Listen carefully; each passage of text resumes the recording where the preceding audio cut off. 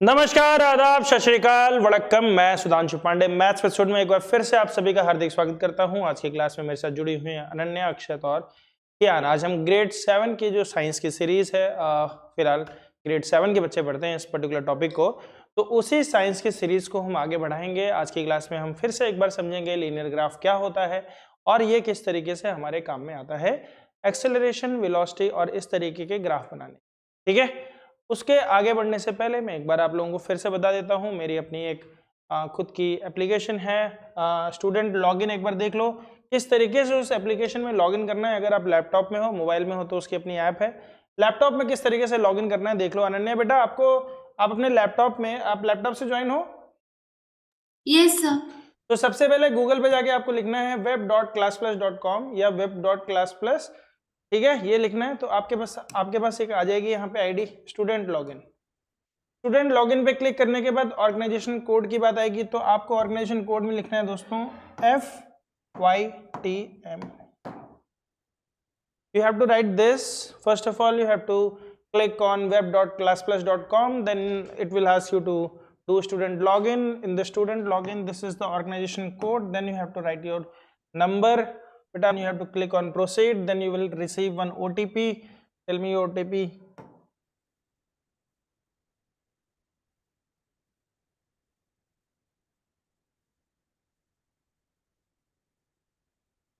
Message नहीं आया? आप लोगों का तो आ गया होगा। अनन्या, OTP आया तुम्हारा? Yes sir. लॉगिन कर लिया तुमने अंदर? यस सर, हो गया। तो मोबाइल रिचार्ज है? नंबर देखो फिर से 8303607556, यही है। OTP नहीं आ रहा है? कोई नहीं, एक बार OTP फिर से भेज के देखते हैं। आया? 666651।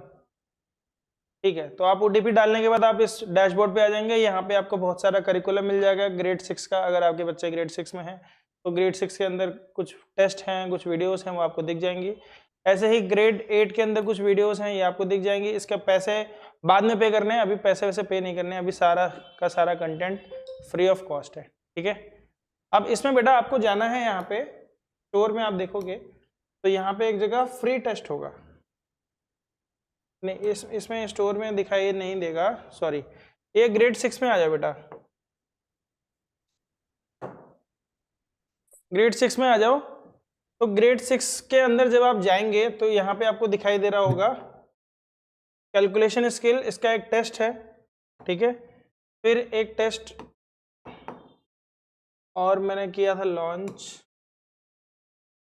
टेस्ट 2 टेस्ट, तो एक टेस्ट और है, इसको ये शायद अनलॉक रह गया है।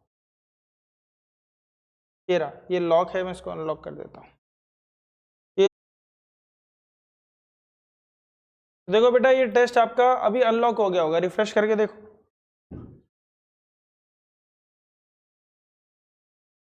रिफ्रेश करके देखो एक बार। तो अब इस पे अटेम्प्ट टेस्ट का ऑप्शन आ गया है। ठीक है, अटेम्प्ट टेस्ट का ऑप्शन देखो, आपको दिखाई दे रहा है? आपके उसमें दिखाई दे रहा है अनन्या? तो इस पे आपने क्लिक करना और इस पे एक टेस्ट होगा आपका, वो टेस्ट आपने देना है। ठीक है, मैं मिसाल के तौर पे एक सैंपल टेस्ट दिखा देता हूँ किस तरीके से करना है। मैं पूरा टेस्ट सॉल्व नहीं करूंगा, थोड़ा सा पोर्शन दिखाऊंगा सभी के लिए। ठीक है, देख लेना कैसे हम टेस्ट को करेंगे। तो हमने अटेम्प्ट टेस्ट पे क्लिक किया तो सबसे पहले हमारे पास इंस्ट्रक्शन आ जाएगी इसकी, कि क्या इसकी जनरल इंस्ट्रक्शन है, ये टाइम टेस्ट है, कितना टाइम है इसका। ठीक है, सारी इंफॉर्मेशन आ जाएगी आपको। इसके बाद आपको नेक्स्ट पे क्लिक करना है। नेक्स्ट पे क्लिक करने के बाद आपको पता चलेगा कि इसमें कितने क्वेश्चंस हैं, 16 क्वेश्चंस हैं, 64 मार्क्स का है। ठीक है, ये एक सैम्पल टेस्ट है। फिर आप I have read and understood the instructions पे क्लिक करोगे और इस पे क्लिक करने के बाद आप अटेम्प्ट टेस्ट पे क्लिक करोगे। जब आप अटेम्प्ट टेस्ट पे क्लिक करोगे तो आपके सामने क्वेश्चन आ गया, right the symbol for atomic number Z = 20। तो बताओ Z = 20 का सिंबल क्या होता है बच्चों? कैल्शियम होता है, तो हम यहाँ पे लिख देंगे Ca। पहला लेटर आपको कैपिटल लिखना है, दूसरा लेटर स्मॉल लिखना है। जब भी हम सिंबल लिखते हैं तो एक लेटर को कैपिटल लिखते हैं, एक को स्मॉल लिखते हैं, ठीक है। चलो, तो ये हमने कर दिया। जैसे ही आपने यहाँ पे क्लिक कर दिया, आप यहाँ पे सेव एंड नेक्स्ट पे चले जाओगे। यहाँ लिखा है सेव एंड नेक्स्ट, दिखाई दे रहा है? Yes sir. तो सेव एंड नेक्स्ट पे आप चले गए। फिर अब आप लोग मुझे बताते जाओ, बताओ एटॉमिक नंबर 11 क्या लिखेंगे यहाँ पे? Na लिखेंगे, तो हमने लिख दिया Na, सेव एंड नेक्स्ट। 19 का बताओ क्या है? पोटेशियम। पोटेशियम, तो पोटेशियम के लिए हम सिर्फ K लिखेंगे, ठीक है। फिर सेव एंड नेक्स्ट पे चले गए। फिर 7 बताओ किसका होता है? हाँ, ऑक्सीजन 8 होता है। Nitrogen sir, nitrogen. तो हमने खाली N लिख दिया और सेव एंड नेक्स्ट पे चले गए, ठीक है। फिर उसके बाद आगे 10 बताओ किसका होता है? Sir neon. तो हमने Ne लिख दिया और हम सेव एंड नेक्स्ट पे चले गए। फिर 24 किसका होता है? Sir chromium. बहुत बढ़िया, तो हमने Cr लिखा, सेव एंड नेक्स्ट पे चले गए। फिर 29 किसका होता है? Sir copper. तो हमने लिख दिया Cu और हम नेक्स्ट पे चले गए। फिर 6 किसका होता है? कार्बन का C लिखा, सर कार्बन। C लिखा और आगे चले गए। अब पूछ रहा है right the full name of K। K का पूरा नाम क्या होता है?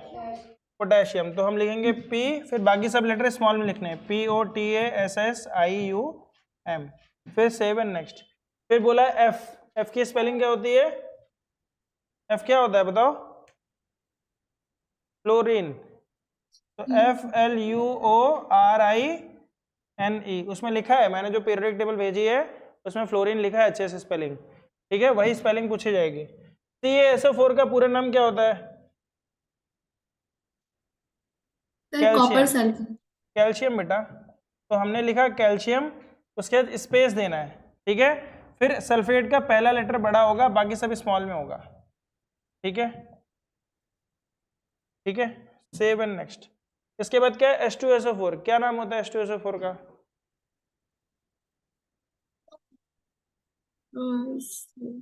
सल्फ्यूरिक एसिड होता है, क्या होता है? सल्फ्यूरिक एसिड, तो SLHPHURIC स्पेस देके ACID, सल्फ्यूरिक एसिड, ठीक है। इसके बाद HNO3, HNO3 का क्या नाम होता है बताओ? अच्छी कोशिश थी, पर उसको बोलते हैं नाइट्रिक एसिड। क्या बोलते हैं बेटा? नाइट्रिक एसिड, ठीक है। ये मैं बता चुका हूँ ऑलरेडी, ये मैं ऑलरेडी बता चुका हूँ। मैं कुछ भी ऐसा नहीं पूछ रहा हूँ जो मैंने नहीं बताया।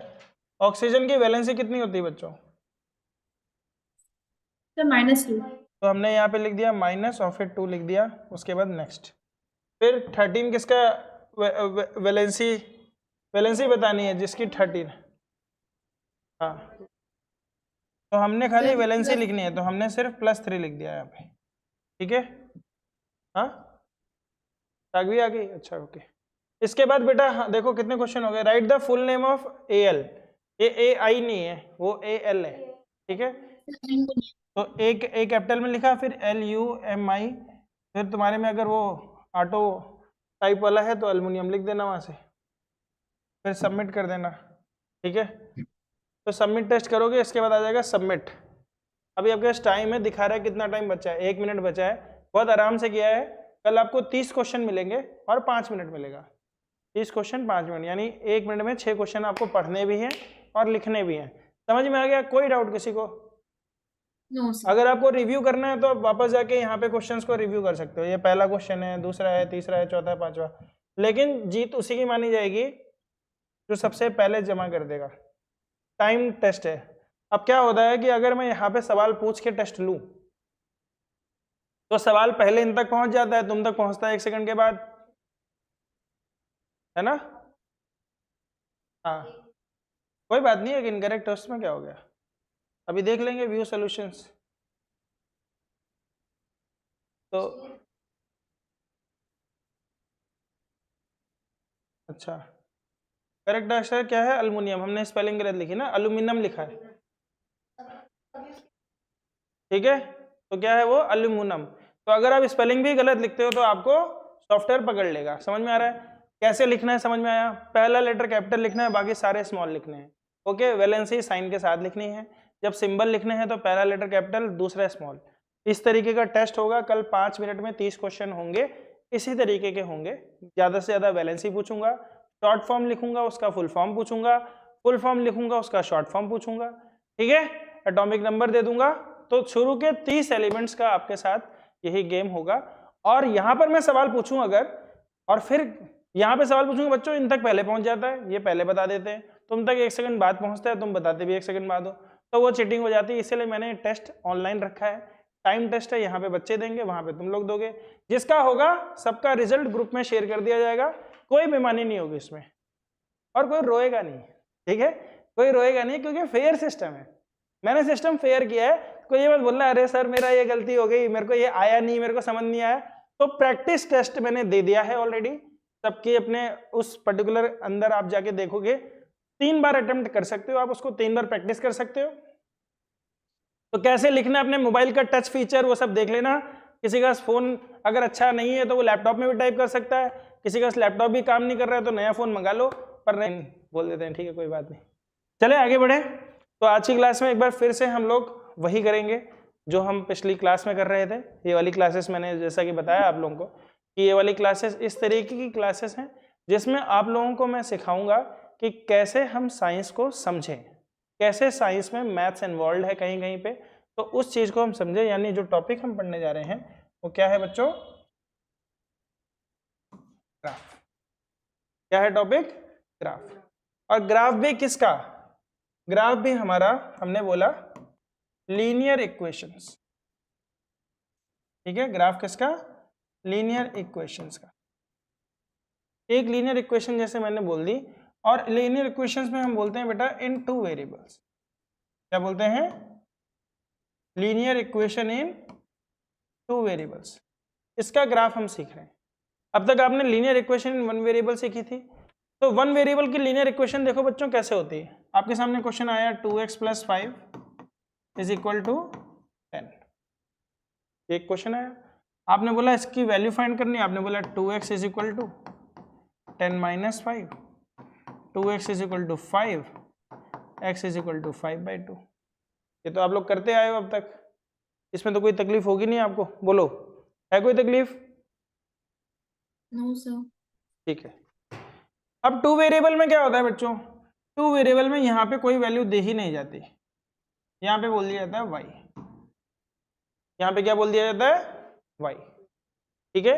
इसी को हम जनरल फॉर्म में अगर हम जब लिखेंगे तो हम क्या लिखते हैं दोस्तों? मुझे बताओ। एक नाम होता है इसका px। px का मतलब होता है बच्चों, लिखते जाना और अच्छे से नोट्स बनाना। px का मतलब होता है दोस्तों पॉलिनोमियल इन x। पॉलिनोमियल इन x क्या होता है? पॉलिनोमियल इन x।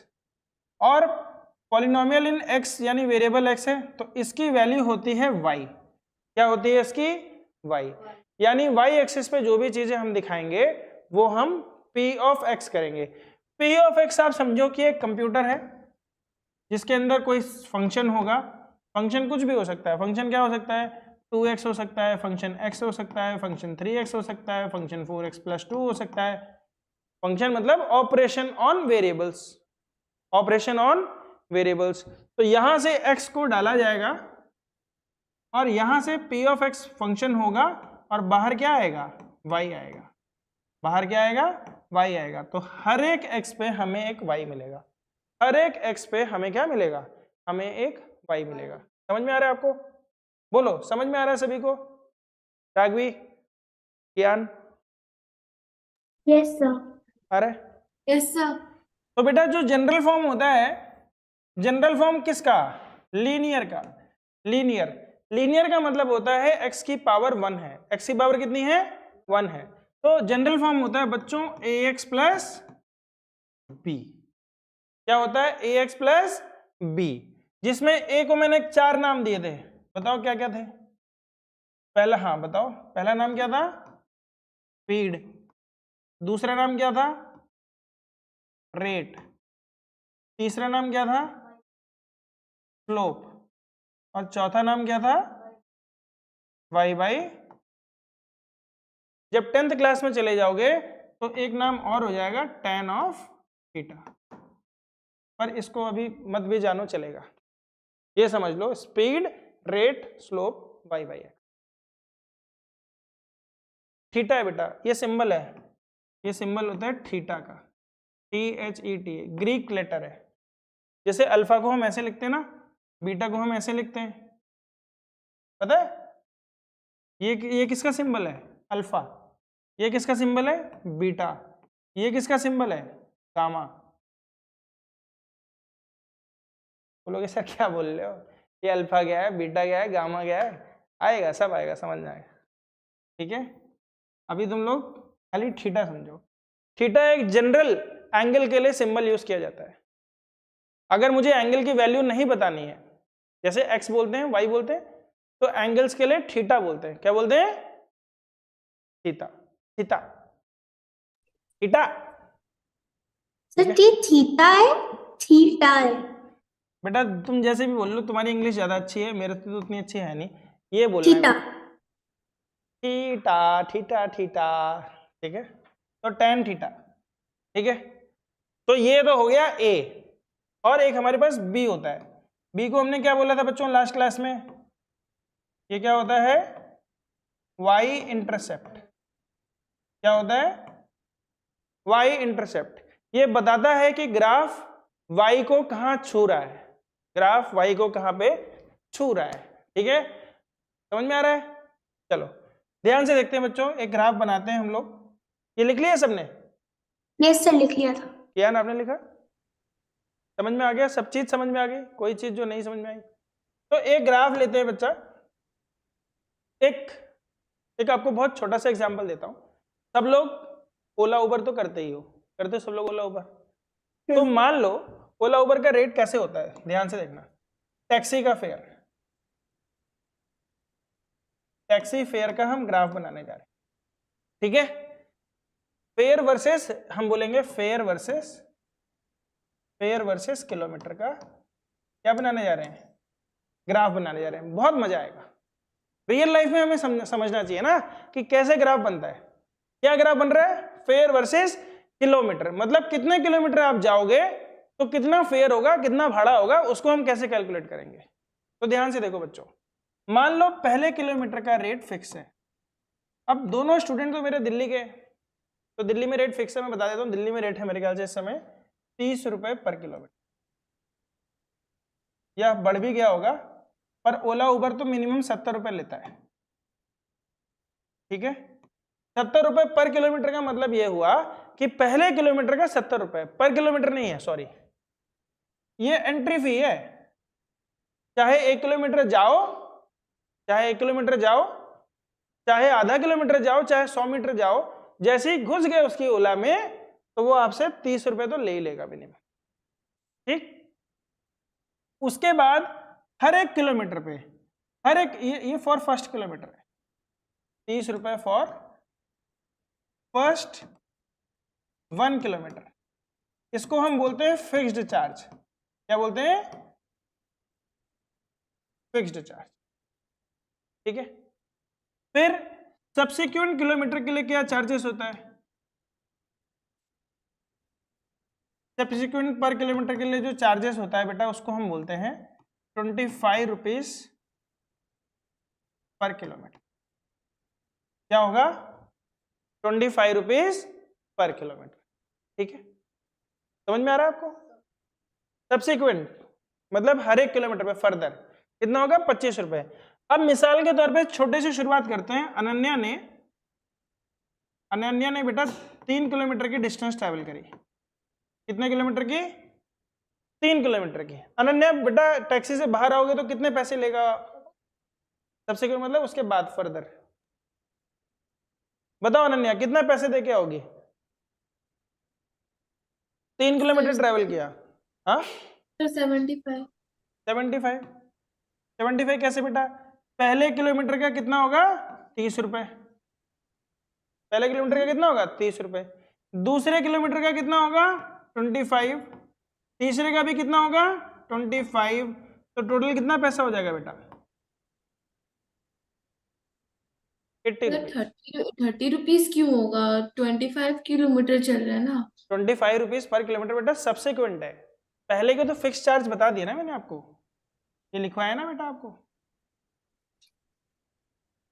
Okay sir. आया समझ में अभी? हाँ, आ गया समझ में? Yes sir. ठीक है।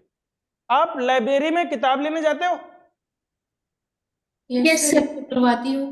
किताब लेने जाते हो तो लाइब्रेरी वाला बोलता है कि भैया लाइब्रेरी में आप लोगों को रजिस्ट्रेशन करने के लिए एक फिक्स अमाउंट देना पड़ेगा, जो सबको देना पड़ता है। Yes sir.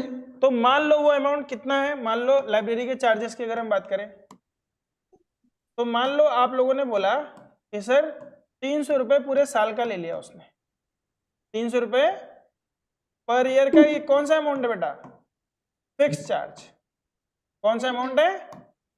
Fixed charge. ठीक है। अब आपसे बोला कि किताब आप लेके जाते हो, कोई भी किताब आप लेके जाते हो तो 5 रुपए महीने का चार्ज है। कितना है? 5 रुपए महीने का। तो मान लो अनन्या ने 3 महीने तक किताब को रखा, 3 मंथ तक बुक को रखा। ठीक है। आपका सब्सिक्वेंट चार्ज कितना है? 5 रुपीज पर मंथ। तो अनन्या कितना पैसा दोगी आप बताओ?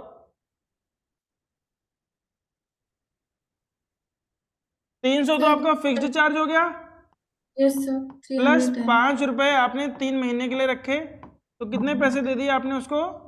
315। 315। समझ में आ रहा है आपको? यस कभी कभी ऐसा भी होता है कि फिक्स्ड चार्ज हो ही ना। आप होटल में गए, आप वहां बैठे, उसने बोला बैठने का पैसा नहीं है सर, आप जितनी रोटियां खाओगे, जितने बर्गर खाओगे उसके हिसाब से पैसे होंगे। बोला बर्गर का रेट क्या है? बोला सर 200 रुपए पर पीस। अनन्या बोला कि मैं अकेले तो खाती नहीं हूँ, मेरे मम्मी पापा सब लोग हैं, भाई बहन तो 4 लोग हैं हम लोग। तो अनन्या कितना पैसा देके आएगी? 200 इंटू 4, क्योंकि 200 रुपए क्या था बर्गर का प्राइस था। बर्गर का प्राइस कितना था? 200 रुपए पर पीस। तो यहां पे फिक्स्ड चार्ज है? फिक्स्ड चार्ज 0 है। ठीक है। सर ये फिक्स चार्ज मेरे को थोड़ा समझ नहीं आया। फिक्स्ड चार्ज वो चार्ज होता है बेटा जो कुछ ना करने पे भी देना पड़ता है। जैसे मान लो आप बस में चढ़े, तो बस में चढ़ते ही वो आपसे 10 रुपए का टिकट मांग लेगा मिनिमम। आप उसके बाद उतर गए अगर और किसी ने पकड़ लिया, आप गलती से चढ़ गए तो मान लो तुरंत उतर जाओगे, लेकिन जैसे पेनल्टी लगती है। आप ट्रेन में गए हो कभी? Yes sir. ट्रेन में क्या होता है बेटा कि मान लो जितने किलोमीटर है उसके हिसाब से आपका एक रेट तय होता है। ठीक है, रेट तय होता है। मान लो 2 रुपए पर किलोमीटर का रेट तय हुआ है और तुमने डिस्टेंस ट्रेवल करी 300 किलोमीटर, तो कितना रुपए हो जाना चाहिए? 600 रुपए हो जाना चाहिए। Yes sir. पर आप बिना टिकट लेके बैठे हो तो 600 रुपए थोड़ी लेगा वो, आपसे कुछ पेनल्टी भी तो ले लेगा। तो जो पेनल्टी लेगा मान लो वो क्या हो गया? फिक्स चार्ज हो गया कि ये तो लेगा ही लेगा, इसको लेगा किलोमीटर के हिसाब से। सर चाहे हम ट्रेन में चढ़ भी जाए, ट्रैवल भी ना करें, वो 250 हमें देना ही देना पड़ेगा। नहीं, अगर पकड़े गए तो बिना टिकट के।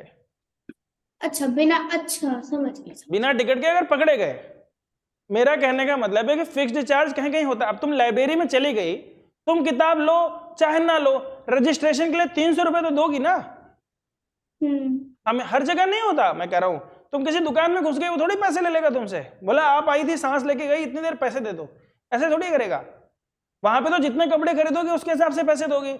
लेकिन कहीं कहीं पे फिक्स चार्जेस होते हैं जिसको हम बोलते हैं रजिस्ट्रेशन चार्जेस। उसका उस पर डिपेंड नहीं करता। किस पर डिपेंड नहीं करता? कि कितनी चीजें खाई, कितनी चीजें खरीदी, कितनी किताबें इशू कराई, कितने किलोमीटर गए। सर जैसे कि हम कोई एक्टिविटी क्लास ज्वाइन करते हैं तो उसमें हम जाके वो करे ना करे हमें पैसे देने ही पड़ेंगे। हाँ बिल्कुल, उसको बोलते हैं अच्छा, फिक्स्ड चार्ज। लेकिन अगर मान लो, अब जैसे मान लो अम्यूजमेंट पार्क में गए आप, ठीक है, तो उसने बोला भैया घुसने के आपसे 20 रुपए लूंगा मैं, तो आपने 20 रुपए दे दिए। अब आप उसमें घूम के आ जाओ, कोई पैसा नहीं है। लेकिन उसके अंदर फर्दर आपने बोला ये वाली राइड लूंगी, तो बोला इसका 20 रुपए, इसका 30 रुपए, इसका 10 रुपए, वो सब जुड़ता जाएगा। समझ में आ रहा है? तो एक चीज होती है जो कितनी चीजें आपने यूज करी उसके हिसाब से चलती है, और एक होता है फिक्स्ड चार्ज।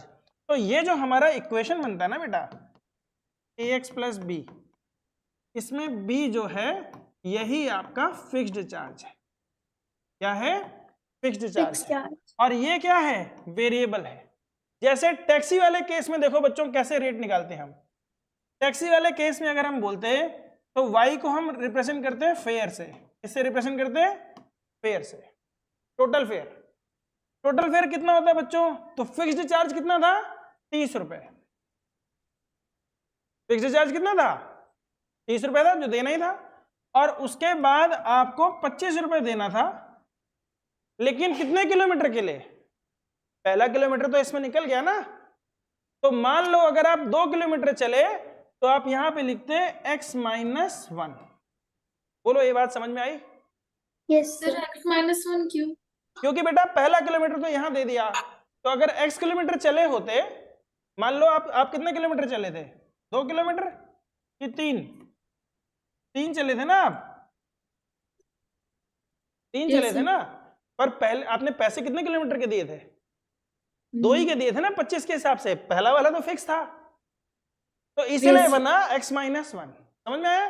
क्योंकि एक 1 तो इसमें निकला जा चुका है। सारी बात समझ में? Yes, sir. तो हमारी इक्वेशन क्या बनी? हमारी इक्वेशन बनी y is equal to 30 plus 25x minus 25। तो हमारी इक्वेशन बनी y is equal to 25x plus 5। ये क्या बन गई? लीनियर इक्वेशन बन गई है ax प्लस b के फॉर्म में, जिसमें ये क्या है? ये है रेट। ये क्या है? रेट। और ये क्या है? Fixed charge. फिक्स्ड चार्ज कितना आया? 5 रुपए। क्यों? क्योंकि 25 रुपए तो पहले किलोमीटर का देते ही ना आप। 25 तो देते ही, फिक्स कितना हो गया? 5 रुपए। अब इस फॉर्मूले में डालो, 25 3 जा 75 प्लस 5 80 आ गया कि नहीं आ गया? तो फिक्स्ड चार्ज समझ में आया। लाइब्रेरी वाले केस में लाइब्रेरी केस में मान लो y अगर आपको पैसा बनता तो आप बोलते हैं फिक्स्ड चार्ज कितना था? 300 रुपए प्लस 5x। x क्या है? Number of month. कितने महीने किताब रखोगी उसके हिसाब से 5 रुपए प्लस 300 रुपए। ठीक है। फिर यस होटल का क्या था? 200 रुपए इंटू एक्स। जितने बर्गर मंगाओगे उतना इंटू 200 रुपए। इसमें फिक्स्ड चार्ज था ही नहीं। इसमें फिक्स्ड चार्ज था ही नहीं। कभी कभी तुम अम्यूजमेंट पार्क चले गए और पापा के पैसे बचाने के लिए तुमने कोई राइड ही नहीं ली, तुम बस गए और देख के आ गए, तो यहां पे आप बोलोगे 0x प्लस 20 रुपए। तो यहां पे वेरिएबल हुआ ही नहीं, आप खाली फिक्स्ड चार्ज लेके आ गए। ऐसा भी हो सकता है। ए भी 0 हो सकता है। समझ में आ रहा है? लेकिन ए 0 होता नहीं आमतौर पर, फिर तो इक्वेशन बनेगी नहीं। इक्वेशन बनने के लिए 2 वेरिएबल चाहिए ही चाहिए। समझ में आ रहा है लीनियर इक्वेशन क्या होती है? Yes sir. अभी आया समझ में? Yes sir. ठीक है। Yes, तो sir. ठीक है। अभी मान लो एक आदमी था जो कि 2 किलोमीटर की डिस्टेंस पे बैठा हुआ था। 2 किलोमीटर की, मान लो ये घर है उसका होम, और यहां से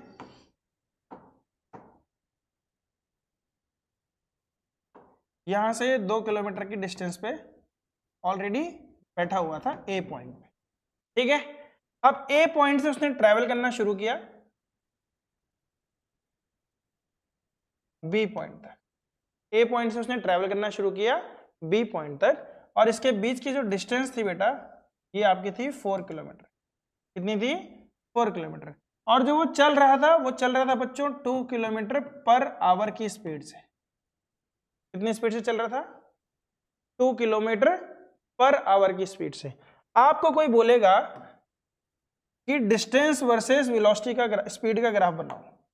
आपको किसी ने बोला डिस्टेंस वर्सेस स्पीड का ग्राफ बनाओ, कैसे बनाओगे?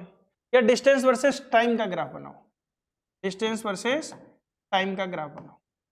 ठीक है, ऐसा बोल सकता है, डिस्टेंस वर्सेस टाइम का ग्राफ बनाओ। कैसे बनाओगे? तो डिस्टेंस पहले से, जब टाइम शुरू भी नहीं हुआ था, कितनी डिस्टेंस पे था वो? 2 किलोमीटर पे था। मान लो बेटा यहाँ पे 1 है, यहाँ पे 2 है, तो स्टार्टिंग पोजीशन कहाँ हो गई? 2। इसको हमने बोला फिक्स्ड चार्ज। ये तो है ही है उसके पास, वो कहीं ट्रेवल करे चाहे ना करे। लेकिन अब 2 किलोमीटर पर आवर की स्पीड से चल रहा है, और मान लो ये भी छोड़ दो, तुम डिस्टेंस छोड़ दो, पर मैंने बोला कि 3 घंटे ट्रेवल किया। कितने घंटे ट्रेवल किया? 3 घंटे। 2 किलोमीटर प्रति घंटे की रफ्तार से 3 घंटे ट्रेवल किया। किसी ने बोला डिस्टेंस वर्सेस टाइम ग्राफ बनाओ, तुमने बोला सर 3 घंटे, ये सर पहला घंटा, दूसरा घंटा, तीसरा घंटा। मैंने यहां लिखा 1 आवर, 2 आवर, 3 आवर। समझ में आ रहा है बच्चों?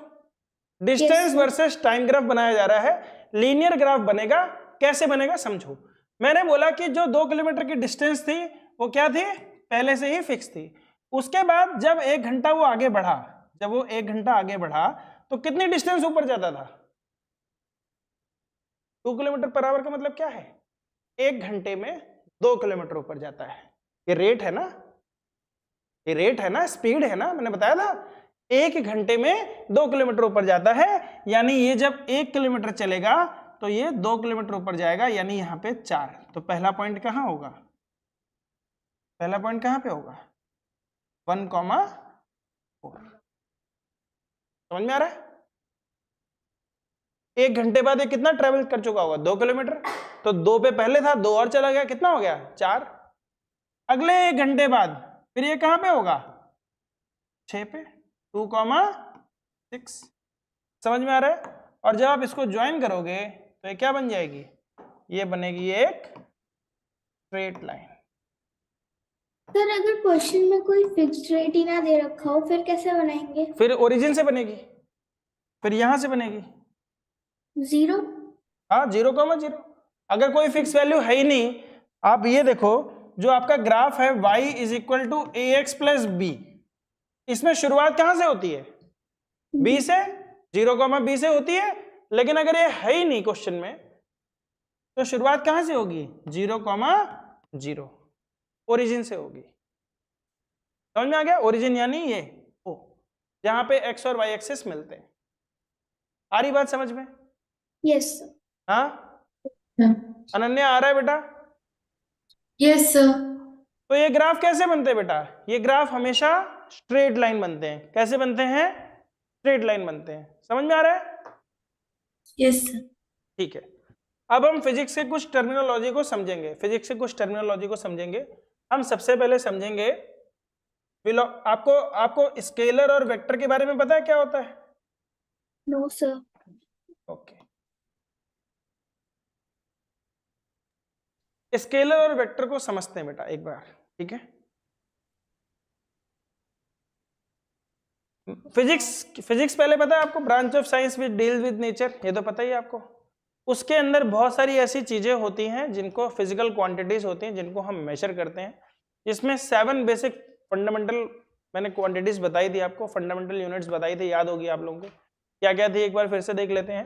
तो मीटर थी, किलोग्राम थी, सेकंड थी, फिर केल्विन थी, और क्या थी?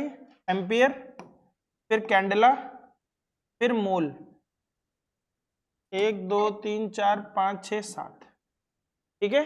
अगर नहीं याद आ रहा तो ये लेंथ की थी, ये मास की थी, ये टाइम की थी, ये टेम्परेचर की थी, ये इलेक्ट्रिक करंट की थी। उसके बाद ये क्या थी? Luminous intensity. ये क्या थी? Luminous intensity, candela. और ये थी amount of substance, amount of substance. ये क्या थी? मोल। फिर मैंने एक डिग्री की भी बताई थी। डिग्री की क्या होती है? रेडियन। क्या होती है? रेडियन। डिग्री की क्या होती है? रेडियन, ठीक है? इनका रिलेशनशिप मैं बता देता हूं एक बार फिर से। Pi radian is equal to, लिख लो, pi radian is equal to 180 degree. मतलब पाई रेडियंस में कितने डिग्री होते हैं? 180 डिग्री, ठीक है? हाँ बेटा। सर आपने टेम्परेचर के नीचे क्या लिखा है? इलेक्ट्रिक करंट है बेटा, शॉर्ट में लिखा है एसी। एसी मतलब इलेक्ट्रिक करंट। ये मैं पहले लिखवा चुका हूँ, इसलिए मैंने ऐसे शॉर्ट में लिखा है। तुमने शायद क्लास मिस कर दी होगी, शायद तुम्हें नहीं पता होगा, पर जब मैंने लास्ट में अमाउंट ऑफ के बाद क्या लिखा है? सब्सटेंस, सब्सटेंस, अमाउंट और ऑफ सर उसके पहले ल्यूमिनस इंटेंसिटी। अच्छा, तुम्हारे लिए तो सब कुछ नया है ना, लो लिख देता हूं अच्छे से। पहले लिखो लेंथ, लेंथ की यूनिट होती है मीटर। फिर होता है मास, मास की होती है केजी, शॉर्ट में किलोग्राम। फिर क्या है टाइम, टाइम की होती है बच्चों सेकंड। ठीक है, इसको रिप्रेजेंट करते हैं स्मॉल एस से। फिर है टेम्परेचर, टेम्परेचर की होती है केल्विन, कैपिटल के लिखते हैं बेटा, कैपिटल के, स्मॉल के नहीं लिखते। इसके बाद होती है इलेक्ट्रिक करंट, इलेक्ट्रिक करंट इसकी होती है बच्चों एम्पियर, ए से डिनोट करते हैं। फिर हो गया आपका ल्यूमिनस इंटेंसिटी, ल्यूमिनस इंटेंसिटी इसकी होती है कैंडेला, टीडी बोलते हैं, ल्यूमन्स भी बोलते हैं, पर अभी तुम लोग इसको डिटेल में नहीं भी समझोगे तो चलेगा। Amount of substance, amount of substance इसकी होती है मोल। ठीक है, यस सर। हो गया। अब Yes, आते हैं sir. बेटा स्केलर एंड वेक्टर क्वांटिटीज क्या होती है। तो बेटा जिन जिन पर्टिकुलर फिजिकल क्वांटिटीज को हम नॉर्मल एल्जेब्रिक या अरिथमेटिक सम ऑफ एक्सप्रेशन से सॉल्व करते हैं उन्हें बोलते हैं स्केलर क्वांटिटीज। जैसे मैं बोलूं कि अगर 2 किलोग्राम आपके पास है और 2 किलोग्राम मैंने और दे दिया तो टोटल कितना हो जाएगा 4 किलोग्राम। 4 किलोग्राम, यानी 2 में 2 जुड़ गया, सिंपल। ठीक है, मैंने बोला डिस्टेंस, डिस्टेंस क्या है बेटा स्केलर क्वांटिटीज, क्या है स्केलर क्वांटिटी है। स्केलर क्वांटिटी कैसे है बेटा, आपने बोला सर मैं 3 किलोमीटर गई, फिर मैं 4 किलोमीटर गई, बोलो सर कितना गई, मैंने बोला बेटा 7 किलोमीटर। ठीक है, मैंने बोला 7 किलोमीटर, क्योंकि इसमें मैंने ये पूछा ही नहीं कि कैसे गई, किस डायरेक्शन में गई, कुछ नहीं पूछा। पर अगर मैंने पूछा कि कैसे गई, तुमने बोला सर मैं 3 किलोमीटर में पहले गई ईस्ट में, फिर गई सर 4 किलोमीटर में नॉर्थ में, अब बताओ सर मैं कितना गई, तो मैंने बोला बेटा 3 किलोमीटर ऐसे, 4 किलोमीटर ऐसे। तो बेटा ओरिजिनल डिस्टेंस तो 7 किलोमीटर है, पर मैं बोलूंगा कि तुम अपने इस इनिशियल पोजीशन से फाइनल पोजीशन के बीच में सिर्फ 5 किलोमीटर की डिस्टेंस पे मौजूद, क्योंकि 3 स्क्वायर प्लस 4 स्क्वायर कितना होता है 5 होता है। पाइथागोरस थ्योरम बताइए मैंने। यस। तो अब ये क्या हो गया बेटा, इसको हम बोलेंगे डिस्प्लेसमेंट। क्या बोलेंगे, डिस्प्लेसमेंट। डिस्प्लेसमेंट क्या है बेटा, displacement is the shortest distance between the final position and the initial position of the object. The shortest distance, वो छोटी से छोटी डिस्टेंस की, अगर मेरे पास हेलीकॉप्टर हो, हेलीकॉप्टर तो कहीं भी जाता है, ऐसे ऐसे थोड़ी जाएगा, हम ऐसे जा रहे हैं, सामने बोला कि भैया यहाँ पुल आ गया, ऐसे मुड़ गए हम लोग, रोड थोड़ी सीधी जाती है। ट्रेन तो फिर भी सीधी जाती है, पर ट्रेन थोड़ी सी घूमती है, जहाज एकदम सीधा जाता है, ज्यादा एकदम सीधा नाक की सूद में। अगर पहाड़ियां ना हो तो, पहाड़ियां भी होती तो थोड़ा सा ऊपर चला जाता है फिर चला जाता है, पहाड़ियों के बीच से सीधा जाता है जहाज, क्योंकि उसको अपना तेल बचाना है, बहुत पैसे लगते हैं तेल में, पता है ना। अगर तुम्हारे पास लिमिटेड खाना हो और तुम्हें बोले यहां से वहां तक जाना है, तो उस खाने को आप क्या करोगे, सीधे तरीके से जाओगे ना, कि टहलते टहलते उधर ही चले गए, बोला खाना तो बहुत पड़ा है, वहां तक गए, बोला खाना खत्म हो गया, बोला अब तो मैं थक भी गया यार, अब कैसे जाऊंगा। तो आदमी कैसे जाता है, हमेशा सीधा जाने की कोशिश करता है, पर सीधा नॉर्मल तो जा नहीं सकता, पर डिस्प्लेसमेंट में जा सकता है। डिस्प्लेसमेंट में हम मान लेते हैं कि the shortest distance between the initial position and the final position is known as displacement. तो डिस्प्लेसमेंट क्या है, वेक्टर क्वांटिटीज। तो वेक्टर क्वांटिटी और स्केलर क्वांटिटी को पहचानेंगे कैसे, तो यहां पे हम डेफिनेशन लिख देते हैं।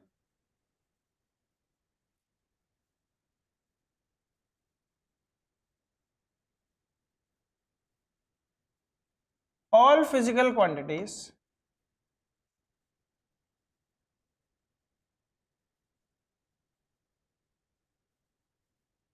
which have only magnitude,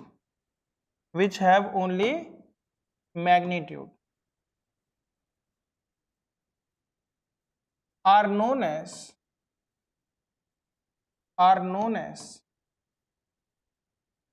scalar quantity. क्या नाम दे देंगे हम इसको? Scalar quantity.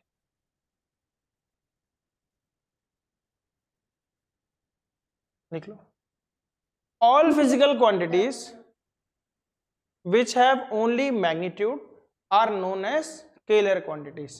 मैग्नीट्यूड क्या है बेटा? मैग्नीट्यूड को समझते हैं। पहले तो इतना भारी शब्द बोल दिया सर, मैग्नीट्यूड क्या है सर? हमें मैग्नीट्यूड तो पता है, मैग्नीट्यूड नहीं पता है। देखो मैग्नीट्यूड क्या है बेटा, मैंने बोला कि मेरे 5 किलो मैंगो खरीदे, ठीक है, मैंने मैंगो परचेस की। मैंने बोला मैं 10 पेन खरीद के लाया।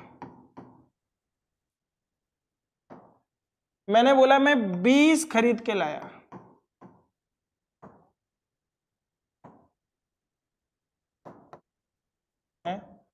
अब तुम बोलोगे सर यहां तक तो ठीक था सर, 5 किलो आप आम खरीद के लाए, मैं समझ सकती हूँ कि आप बहुत भूखे हो, आम आदमी पार्टी को प्रचार कर रहे हो।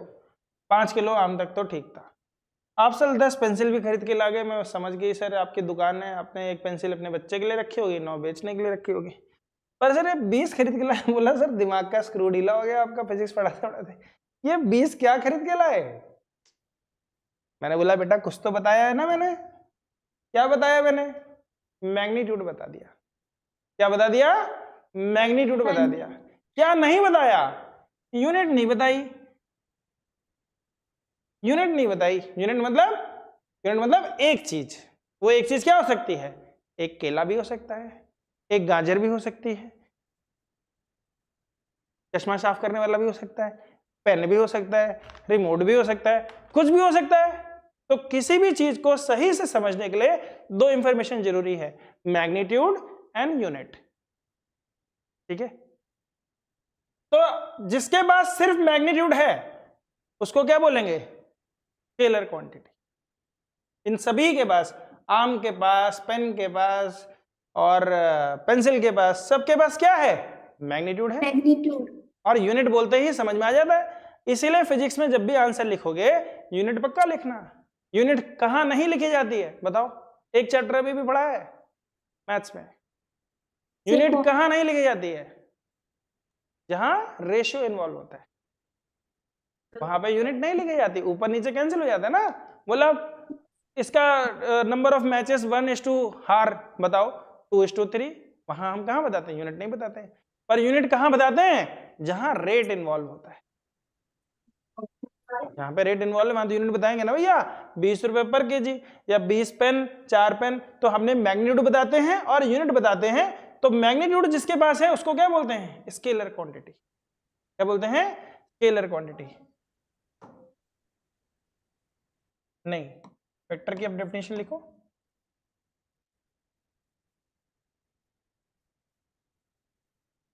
all physical quantities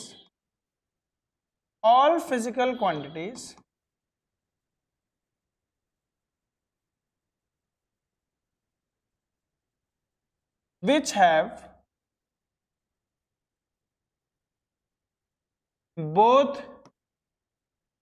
both लिख दिया तो यार 2 चीजें होंगी। एक तो क्या हो गई? मैग्नीट्यूड। अच्छा, यूनिट तो अभी इसमें भी है, उसका तो मैंने अभी नाम ही नहीं लिया।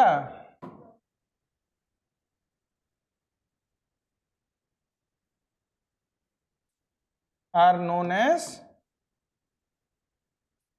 Vector quantity.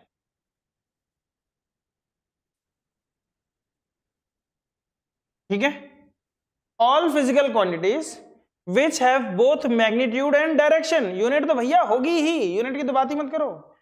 मैंने कहा मैग्नीट्यूड यूनिट के बगैर तो समझा ही नहीं पाओगे तुम, किसी को समझा लोगे? यूनिट के बगैर तो समझा ही नहीं पाओगे, लेकिन जिसकी बात हो रही है उसके बारे में हम बात करते हैं। तो हमने बोला जैसे जिसके पास यूनिट भी है, मैग्नीट्यूड भी है और डायरेक्शन भी है। फिर यहाँ पे एक लाइन और स्टार बना के लिखना है आपने,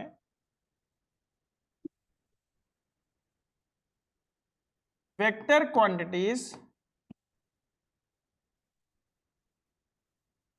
follow triangle law of addition, triangle law of addition. Scalar quantity follows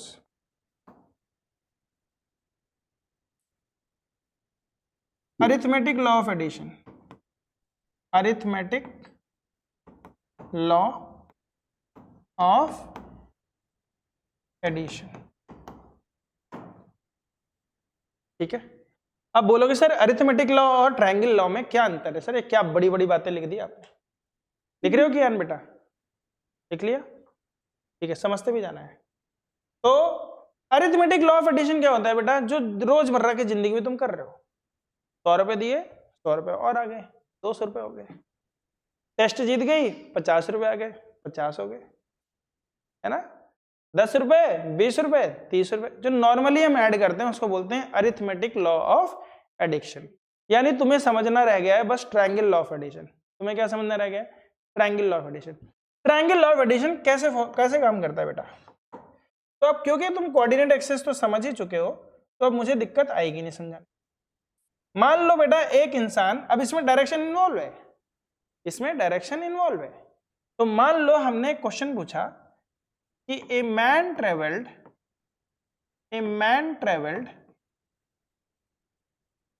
6 kilometre towards north. इसमें क्या है? मैग्नीट्यूड है और डायरेक्शन है? फिर पूछा after that he traveled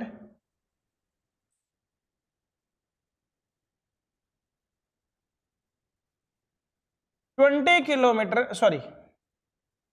kilometre towards waste. ठीक है, समझ में आ गया? लैंग्वेज समझ में आ रही है? फाइंड द पोजीशन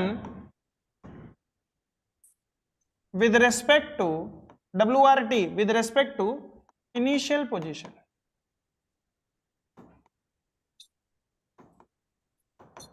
मतलब find the position of the man, वो मैंने नहीं लिखा है, फाइंड द पोजीशन से तुम समझ जाओ कि फाइंड द फाइनल पोजीशन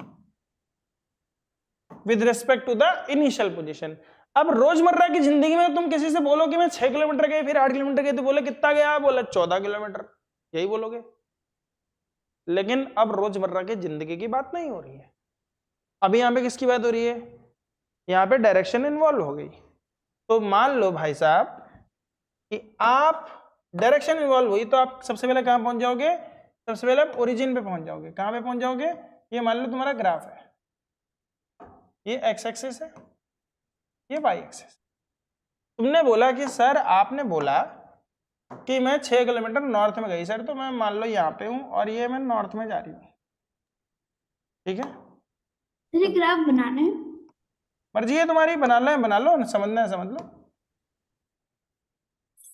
मैं तो अभी समझाने के मूड में हूँ। बनाने के लिए चाहिए तो बोलो, मैं इसके नोट्स बना के PDF शेयर कर दूंगा। चाहिए?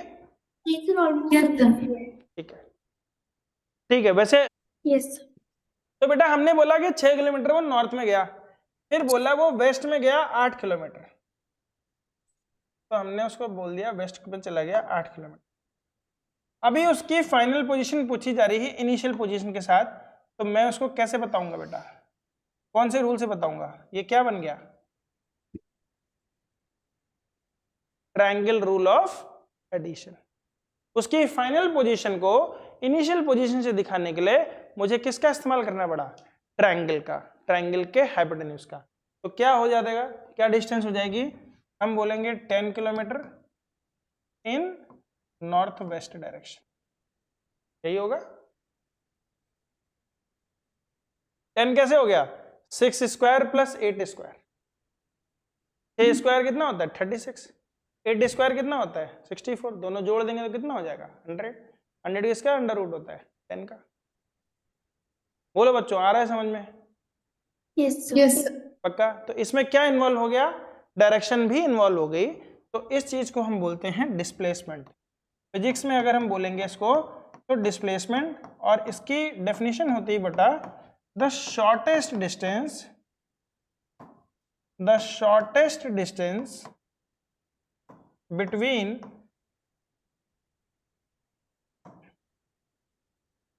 Initial and final position, initial and final position. ठीक है? तुम लोग अपने घर से स्कूल गए, वापस घर पे आ गए, तुम बोले मैं तो बहुत चली, मैं बोला बेटा डिस्प्लेसमेंट बताओ, मैंने बोला सर 0।